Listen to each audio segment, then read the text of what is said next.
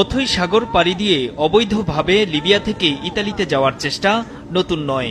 জীবন বিপন্ন হতে পারে এমন প্রবল ঝুঁকি জেনেও সচ্ছল জীবনের আশায় অনেকের কাছেই সেই ঝুঁকি হয়ে যায় ফিকে। ফলে প্রাণ হারানোর রেকর্ড রয়েছে বিভিন্ন দেশের নাগরিকদের। সবশেষ রোববার লিবিয়া উপকূলে ভেসে আসে 23 জনের লাশ।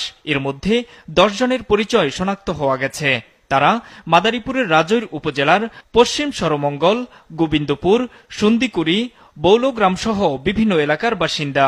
সবার বয়সী 20 থেকে 30 বছরের মধ্যে।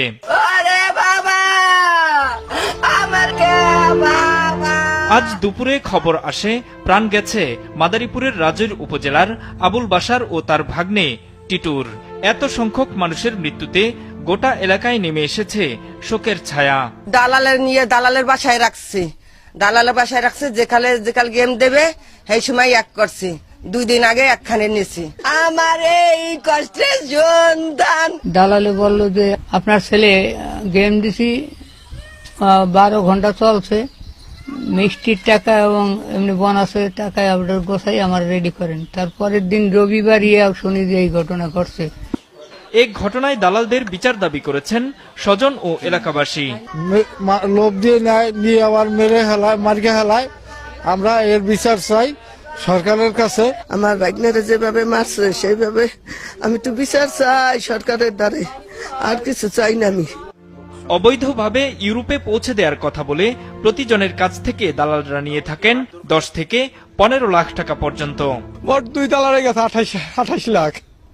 2 দালালে প্রথম দালালে সাফন খাইছে 14 লাখ, আর ফিরগা এই সাফন খাইছে 14, এই মনির খাইছে 14, দ্বিতীয় দালাল।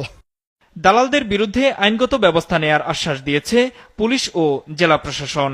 যে কজন মারা গেছে সকলের তথ্য কালেক্ট করে ওনাদের দিলে ওনারা লাশ আনা, আবার তাদের পরিবারের পাশে দাঁড়ানোর যে সহযোগিতা তিনি করবে। যারা মারা গেছে পরিবারের পক্ষ থেকে যদি তারা লাশ লিবিয়া থেকে বাংলাদেশে আনতে চায়, আমরা দূতাবাসের মাধ্যমে তাদেরকে আমরা সর্বোচ্চ সহযোগিতা করব। আর একই সাথে যে সমস্ত মানব পাচারকারীরা এই সমস্ত অন্যায়ের সাথে জড়িত, অবৈধভাবে মানুষ পাচার করার চেষ্টা করছে, কাজ করছে, তাদের বিরুদ্ধে বরাবরের মতোই ব্যবস্থা গ্রহণ করার জন্য আমরা আমাদের আইন শৃঙ্খলা বাহিনীকে বলেছি। এদিকে লিবিয়ায় নিযুক্ত বাংলাদেশের রাষ্ট্রদূত আবুল হাসনাত মোহাম্মদ খায়রুল বাশার জানিয়েছেন, গত 25 জানুয়ারি ইতালির উদ্দেশ্যে যাত্রা করা ইঞ্জিন চালিত নৌকাটিতে যাত্রী ছিলেন 56 জন। উদ্ধার হওয়া 23 জনের লাশ দেখে সবাইকে বাংলাদেশি বলেই মনে হয়। কাগজপত্র না থাকায় এখনও নিশ্চিত হওয়া যায়নি।